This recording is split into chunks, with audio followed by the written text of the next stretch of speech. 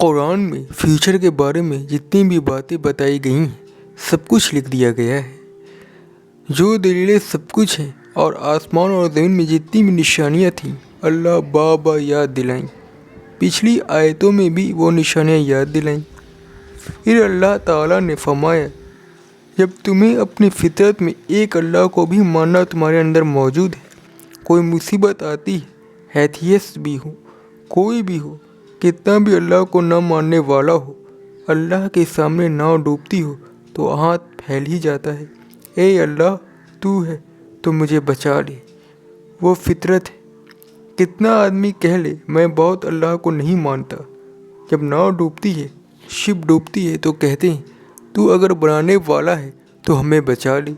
نظر جاتی ہے، فطرت بولتی ہے. اس کو یاد دلانے کے لیے انبیاء آتے ہیں، بھیج دیے جاتے ہیں، لاجک کے ساتھ دلیلوں کے ساتھ بھیج دیے گئے، تب بھی نہیں مان رہے. ایسے لوگوں کو فاسق کہا گیا.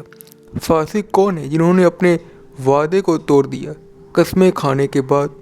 تو ہمارا رب ہے، ہم گواہ ہیں.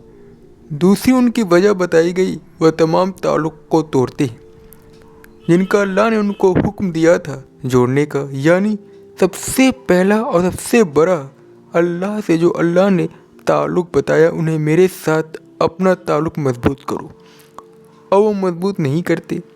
دوسرے تعلق اپنے رشتہ داروں کے ساتھ، اپنے بھائی بہنوں کے ساتھ، اور جتنے بھی ہماری شکل میں رشتہ دار دوست جن کا ہمیں دھیان خیال رکھنا ہے، جو ہم سے محبت کرتے ہیں، ان تعلقوں کو بھی توڑتے ہیں. اور جب بندہ اللہ کے تعلق کو توڑ دے، یہ تمام تعلقوں کو وہ اگر چلائے اس تعلق کے بغیر جو اللہ سے ہے اس کا، تو اس میں کرپشن پیدا ہونا لازمی ہے. کوئی بھی تعلق ہو، جب اللہ کا ڈر نہیں ہے تو بندوں کے تعلق میں کرپشن پھیل جاتا ہے. اینٹی وائرس اس کرپشن کو روک سکتا ہے تو وہی ہے جو اللہ سے تعلق ہے.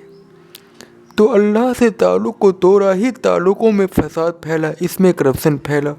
پھر اللہ تعالیٰ فرماتے ہیں وہ تعلقوں کو توڑا جس کا اللہ نے حکم دیا جوڑنے کا، اور اس وجہ سے زمین میں وہ فساد پھیلاتے ہیں، کرپشن پیدا کرتے ہیں، اور اس تعلق میں کرپشن کی وجہ سے زمین میں بگاڑ پیدا ہوتا ہے.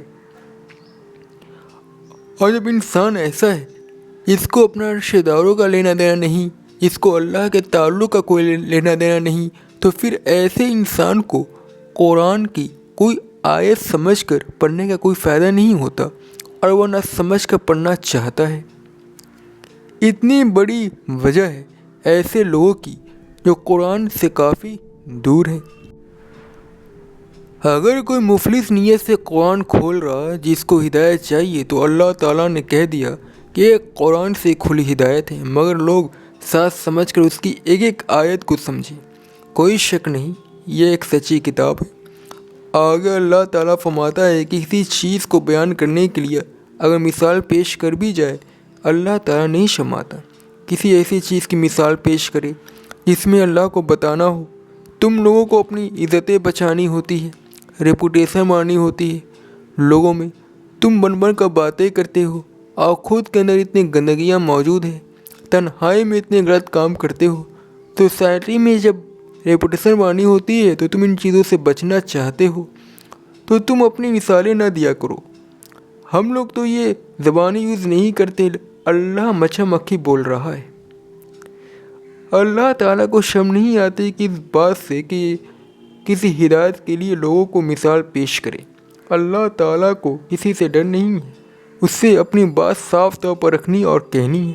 پھر آگے اللہ ارشاد فرماتا ہے کہ کیسے تم اللہ کا انکار کر دیتے ہو جبکہ تم مردہ تھے، پھر ہم نے تم کو زندہ کیا. پھر اگلے آیت کا ترجمہ یہ ہے کہ پھر تم کو موت دے دیں گے. پھر اگلے آیت کا ترجمہ پھر تمہیں زندہ کریں گے. پھر اگلی آیت پھر تم اس کی طرف لوٹ کر جاؤ گے، تمہیں لوٹا دیا جائے گا. وہی ہے جس نے تمہارے لیے وہ سب کچھ پیدا کیا جو سب کچھ زمین میں ہے.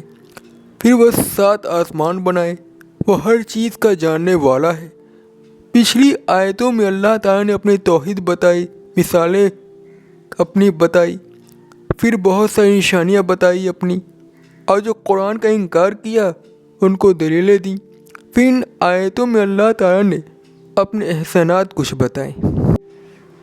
تعجب کی بات ہے، تم پر میرے اتنے احسانات ہیں، اس کے باوجود تم لوگ انکار کرتے ہو۔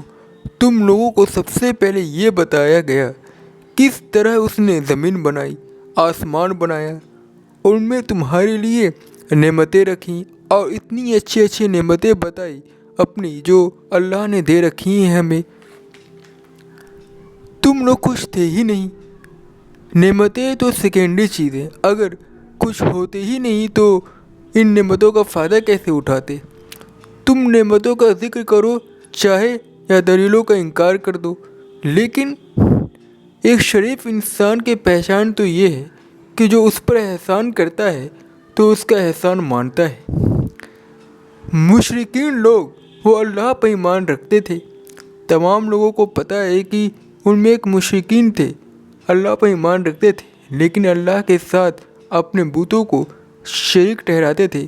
یہ اللہ کے مدد سے ہمارا فائدہ کر سکتے ہیں، اللہ کے سامنے ہماری سفارش کر سکتے ہیں، لیکن اللہ یہاں فرما رہا تم اللہ کا انکار کیوں کرتے ہو، کیسے کر سکتے ہو؟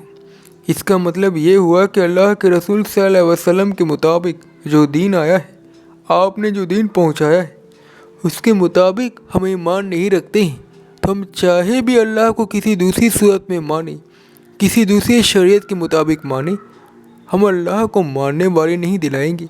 اللہ تعالیٰ نے فرمایا تم لوگ اللہ کا انکار کیسے کر سکتے ہو؟